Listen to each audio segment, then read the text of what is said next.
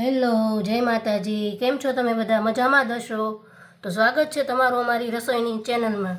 તો આજે આપણે બનાવવાના છીએ એક યુનિક પાઉંભાજી, અને એ પણ જામનગરના પ્રખ્યાત ભાજી કોણ. તો એના માટે મેં જે ભાજીમાં લાગતો હોય એ બધો જ શાકભાજી લઈ લીધું છે. એના માટે મેં રીંગણા લીધા છે, બટેટા લીધા છે, ટમેટાં લીધા છે, કોબી લીધી છે, આદુ, લસણ અને મરચાં એ લીધા છે, ફુલાવર લીધો છે, વટાણા લીધા છે અને પાલક લીધી છે. આ આપણે પાલક એ યુનિક છે, બધા ભાજીમાં પાલક નથી નાખતા, પણ તમે પાલક નાખીને ભાજી બનાવી જોજો, બહુ જ સરસ ભાજી બને છે.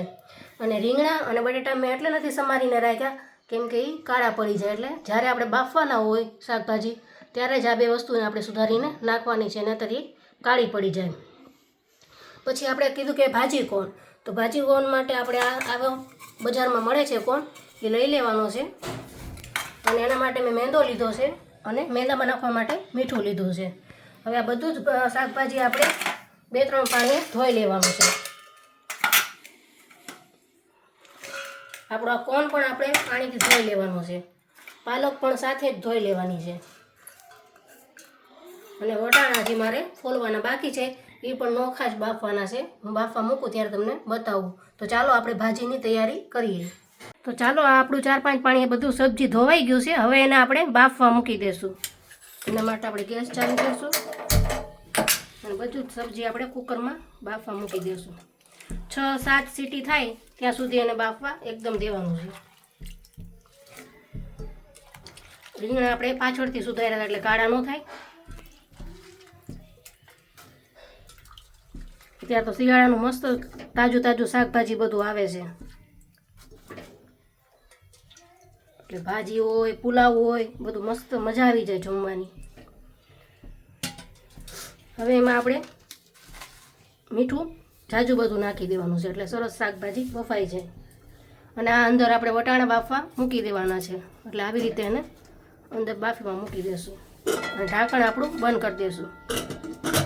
હવે એને 6-7 સીટી થવા દેવાની છે. હવે જે આપણે આ કોન બનાવવાનો છે તેના માટેનો લોટ બાંધશું.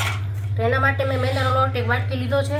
એમાં આપણે જોતા પ્રમાણેનું મીઠું નાખશું અને પાણીથી લોટ બાંધી લેશું.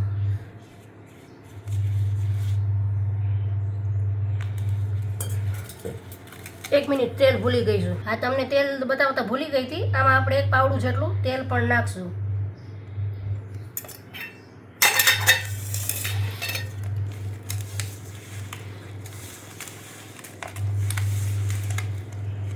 આમાંથી તમારે પતલા 6-7 કોન થઈ જશે.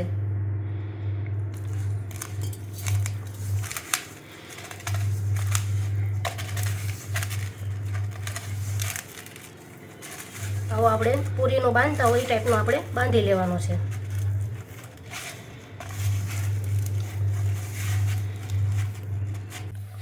આપણો લોટ બંધાઈ ગયો છે, તમે જોઈ શકો છો. જે આપણે પૂરીનો બાંધીને એટલો જ આપણે નરમ બાંધવાનો છે. હવે એને આપણે 10-15 મિનિટ માટે રેસ્ટ આપશું અને એક વાટકાથી એને આપણે ઢાંકી દઈશું. તો ચાલો પહેલાં આપણે ભાજી કોણ બનાવવાનો છે, તો કોણ માટે રોટલી વણી લેશું. લોટ સરસ આપણો મુલાયમ થઈ ગયો છે, એના માટે આપણે પહેલાં રોટલી વણી લેશું. તેલ આપણે ગરમ થવા મૂકી દીધું છે.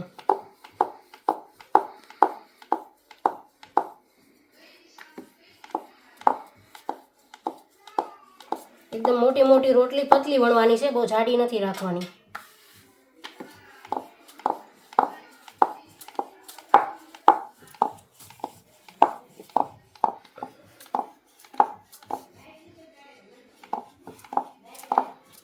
આમાં આપણે એકદમ ગોળ કરવો એવું જરૂરી નથી, પણ મોટી થવી જોઈએ. ભલે તમે લંબગોળ કરશો ને તોય ચાલશે, પણ એકદમ મોટી અને પતલી થવી જોઈએ. આપણે આજે કોનનો આકાર દેવાનો છે એટલે લાંબી પણ ચાલે.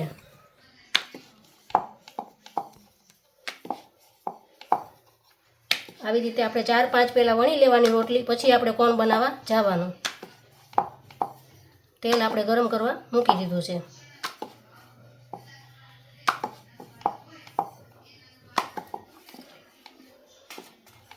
મારે જો કોઈ નવા સબસ્ક્રાઈબર મિત્રો જોતા હોય તો સબસ્ક્રાઈબ કરજો ચેનલને, લાઈક કરજો, કોમેન્ટ કરજો.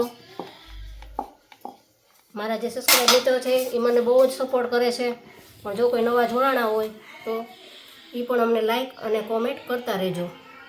આવી રીતે આજે આપણે કોન છે એના રોટલીથી આપણે આવી રીતે એને એકદમ ફિટ કરી દેવાનું છે. આવી રીતે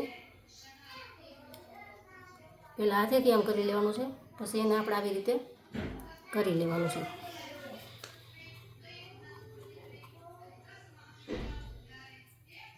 જો વધારે અહીંયા લાગતું હોય એ કાઢી લેવાનું છે. આપણે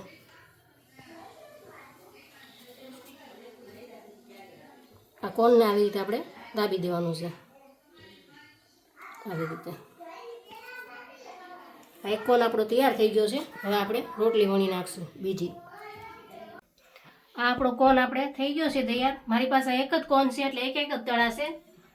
તમારી પાસે જો 2-3 કોન હોય તો વધારે ઝડપથી થઈ શકે. અમારે એક કોનમાં થોડી તકલીફ પડે. 2-3 તમારે જો ભાજી કોન કરવા હોય તો આવા 2-3 કોન રાખવાના.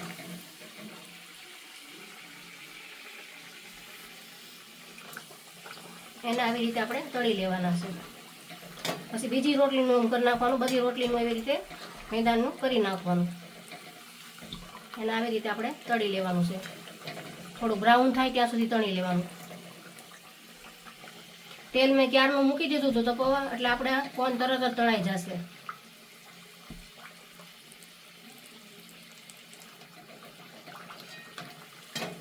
આપણે કોન બ્રાઉન થઈ ગયા છે. હવે આપણે એને કાઢી લેશું બહાર. તમે જોઈ શકો છો સરસ બ્રાઉન થઈ ગયા છે.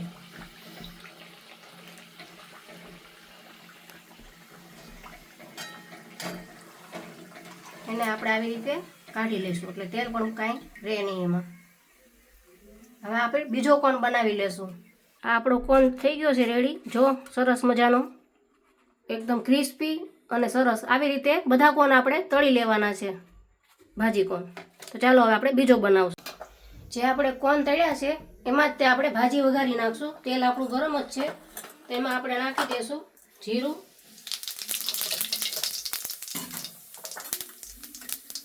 હળદર, આપણે ડુંગળી, લસણ, આદુ બધાની પેસ્ટ કરી છે એ નાખી દેશું.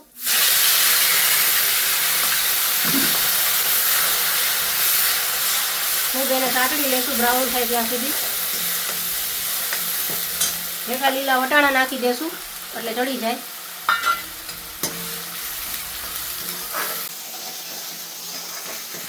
ડુંગળી આપણી સકડાવા આવી છે.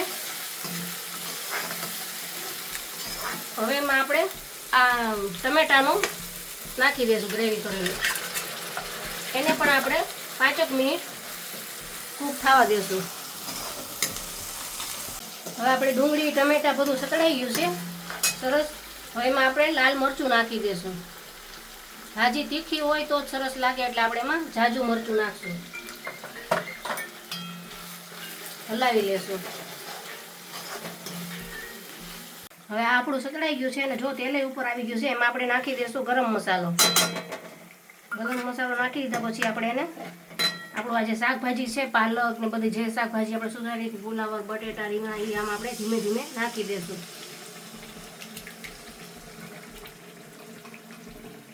અમારે આ ગેસ જાય છે તે બહુ કાળું થાય છે. તમને એમ ન થાય કે ચૂલે બનાવે છે, પણ ગેસ જવાની તૈયારીમાં છે એટલે કાળું બહુ જ થાય છે કુકર. આપણી ભાજીનો રંગ આવી ગયો છે, તમે જોઈ શકો છો. હવે આપણે એને ઘડીક કૂક થવા દેશું, ચડવા દેશું સરખી રીતે. આપણે મીઠું આમાં બાફવામાં નાખ્યું હતું એટલે હવે આપણે આમાં નાખ્યું નથી. જો મોડું લાગે તો આપણે ફરીથી નાખશું. હવે આ સરખું ચડશે ને એટલે આનો સરસ રંગ આવી જશે. હવે આપણે ઉપર ધાણા નાખી દઈશું.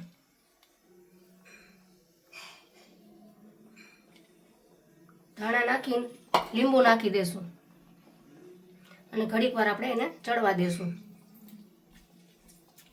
એક અડધું ફાડું લીંબુ નાખશું. બીજું જેમ જેને ખાવું હોય એ રીતે ઉપર નાખશે. હવે આપણે એને હલાવી લઈશું. તો ચાલો આપણી ભાજી અને આપણા કોન બંને થઈ ગયા છે રેડી. હવે આપણે એને ભરી લેશું. આવી રીતે કોનને ભરી લેવાના છે.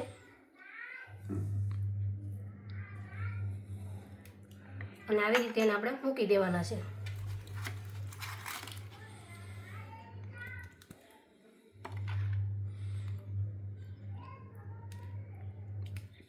આવી રીતે કોનને મૂકી દેવાના છે.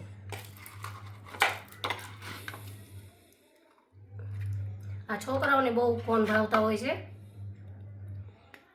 જામનગરી પ્રખ્યાત પાઉંભાજી કોન.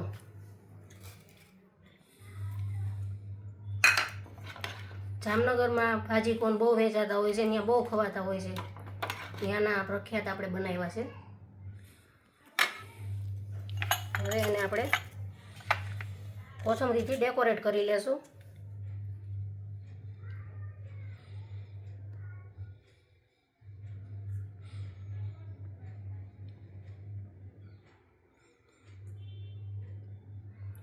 આપણું થઈ ગયું છે તૈયાર, રેડી ભાજી કોન. આ તમને જો કેવા લાગ્યા મારા ભાજી કોન તે જરા કોમેન્ટ કરીને જણાવજો. લાઈક કરજો, શેર કરજો અને સબસ્ક્રાઈબ કરવાનું તો ભૂલતા જ નહીં.